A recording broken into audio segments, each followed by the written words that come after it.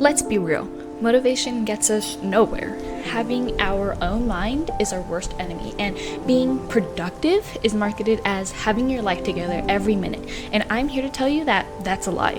This podcast episode is about how to become productive and to get everything done. And if you want that, then this podcast is for you. Number 1, the 3-minute rule. All of us don't have time to procrastinate or do a bucket load of work in one session, and we soon resort back to scrolling, daydreaming, or avoiding what needs to get done. Next time you're starting something, start it for 3 minutes. You can even start it for 1 minute. And the only catch with this rule is that when you stop, there is no consequences or guilt or negative self-talk after. You can literally stop after 1 minute, and usually you won't want to because your brain already believes that you're doing this for a short amount of time, not for a whole hour, leading to things actually getting done. The goal of this rule is to start. The hardest part of doing something is starting, because we've been taught that motivation will always be there when we need it, and in reality, it's never there, and that's why we avoid work. Number 2, feeling unproductive is a good sign. It shows that you care enough about your life to stop wasting it. You are so focused on opportunities, work, and potential that you lose sight of reflection. Everywhere you go, there are new standards that are constantly processing in your mind, and you're trying to figure out how to reach them instead of using them as a guide. By trying to figure everything out, reach expectations, and become the best version of yourself all at the same time, your mind gets overstimulated, and I get that from caring, which is a good thing until that's all you think about. Caring soon turns into pressure, which turns into feeling numb and not knowing what to do anymore. The problem with most people, including me and you, is that we're not lazy, but simply mentally overstimulated from our world. So when you sit down to be productive or to study or to do homework, your mind isn't starting from zero energy, it's starting already tired. This is where most productivity advice treats the feeling of being overwhelmed like a motivation problem, when in reality, it's a clarity problem. You need to clear up everything. This is where most productivity advice treats the feeling of being overwhelmed like a motivation problem, when in reality, it's a clarity problem. When everything feels needed and important, your brain doesn't know where to begin. So it freezes, not because you're failing, but because it's trying to protect you from making the wrong choice.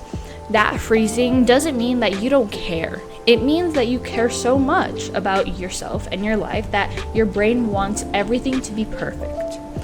And to fix this, you reduce the noise, the chores, and everything until one activity every single day becomes clear and most important. Now, every day, just ask this one question: what actually matters today? Not what impresses other people or you, not what makes you feel caught up or better than anyone else, just what genuinely matters today to yourself.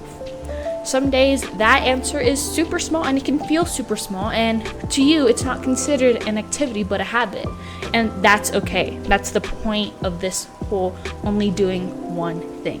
Doing less some days is actually the productive choice, because you're giving not only your mind but your whole body a reset, a reboot to clean itself out and be ready for the next thing.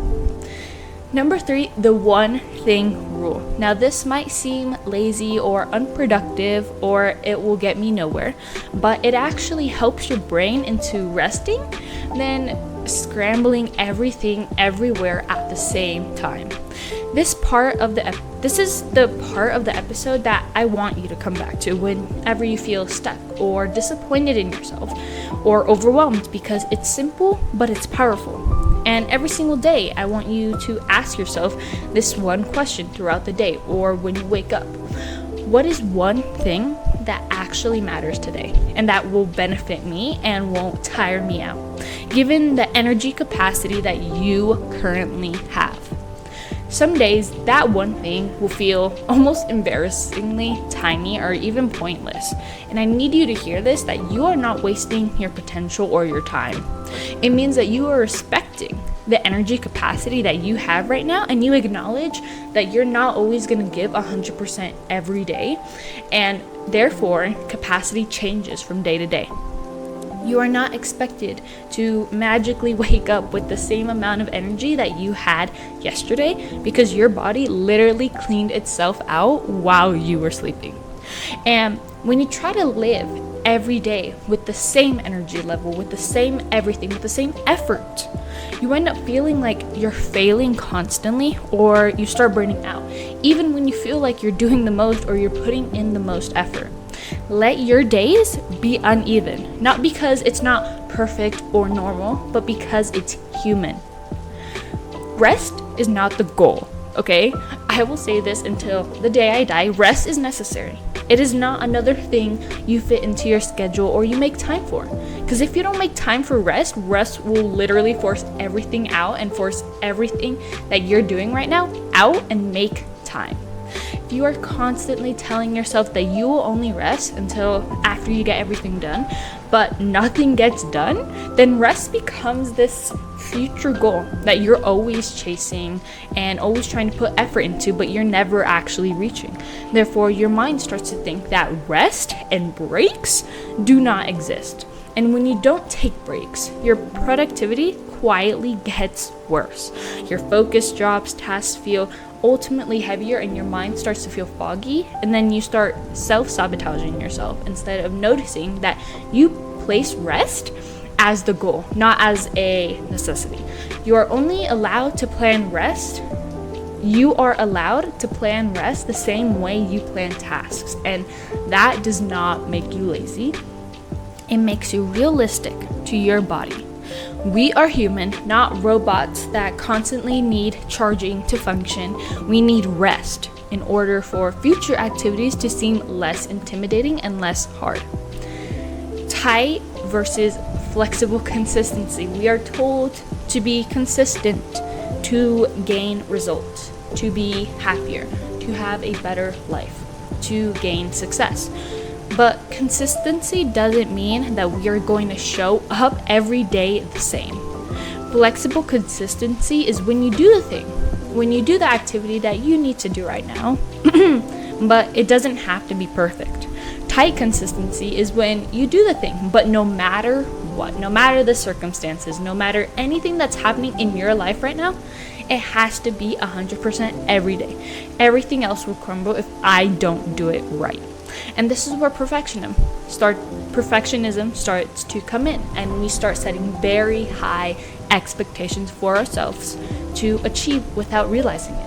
Perfectionism is not helping us reach our goals, but actually helping us avoid failure. Failure is not scary, essentially. It's crucial for improving, because we see where our systems went wrong. Where they went wrong, we can then improve in those areas to get a better result next time. Failure is just reflecting on what needs to be changed in your systems, not what needs to be changed in yourself. To improve this, cut out the strict schedules you already have, because strict shapes us into a box in which we have to fit in all the time. No more, no less. We also risk burning out or going through a nasty cycle of self-doubt and self-sabotage and all of these other negative things. Now, in contrast, having a loose schedule that you can go off of means that not every activity is going to happen at the same time, at the same energy, is not going to happen with the same energy, same time or capacity, because we need resets. We need breaks in order to function and in order to consistently have energy every single day. You are not behind. Good things / people take time, and you are not good, but a great person who cares about their life so much that they are trying to improve it. In a world where we are told to keep up, to go fast, to go hard mode, to scroll, slow down. No one is going to be ahead of you, or no one is ahead of you, because you are in your own race unless you allow other people to be there. You have no competition because everyone is built differently than you. Therefore, no one has exactly the same life, struggles, successes, or personality. Life does not move in one straight line or even have visible progress while it's currently happening. And comparing your experience right now to someone who you don't even know will almost always make you feel worse without making you more effective. Because you're spending every second of your life looking up to someone when you should be building that person to look up to in yourself. It's okay that your pace is different or slower, and that does not make it wrong. That does not make it not normal. It makes it right for your life and your life only.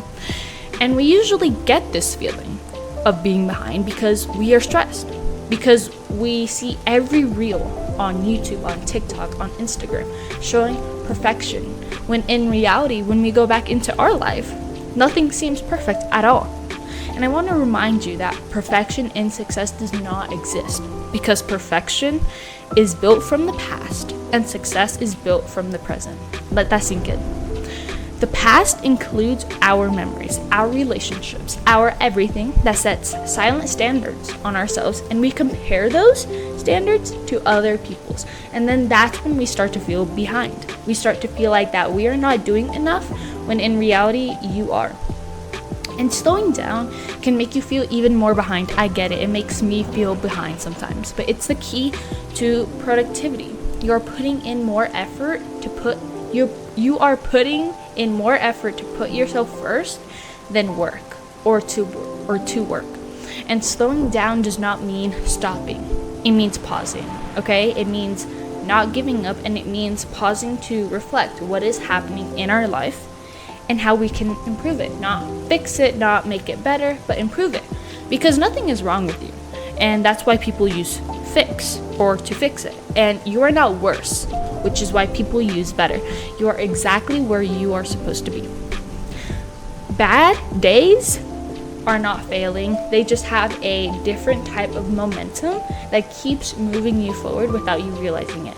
I've seen it, you have seen it when one thing goes wrong in our lives. We emotionally try to forget the situation because it's easier to step away than to re-engage and have all of our feelings pent up inside of us. We suddenly get anxious about how the rest of the day is going to go, or if we are the problem, and all these thoughts start to create a spiral. The spiral of self-doubt, the spiral of this is why I can't be consistent, or I'll never catch up because this always happens. And it's important to get out of that spiral. The spiral starts by thinking that when an event happened, it was caused by you, and it's your fault that it went wrong. The problem essentially is not you or the day itself. In fact, there is no problem, because having off days makes us appreciate the good ones. We start to give out gratitude for our bodies when we weren't sick, or when we weren't running late, or when we weren't in a fight. And that makes us reflect that having good and bad days is human. Having one bad morning, afternoon, or whole day, or even just one selected period of time is not setting the tone for the whole year. It's just the point on the graph of your life that when you look back, all you see is improvement. And a gentle reminder now that this podcast episode is coming to an end, and wherever you are right now, I want you to know that building everything that you want, or just building in general, takes time. Building a life that you want takes time. Building yourself up and then slowing down takes time. Or doing one thing per day for 5 minutes takes time. So wherever you are, take a deep breath, wiggle your toes, yes, and smile. Because productivity is not hustling, it's deciding what works for you every day, knowing that every day is going to be different. This is your host of the Blueprint to Success podcast, signing off.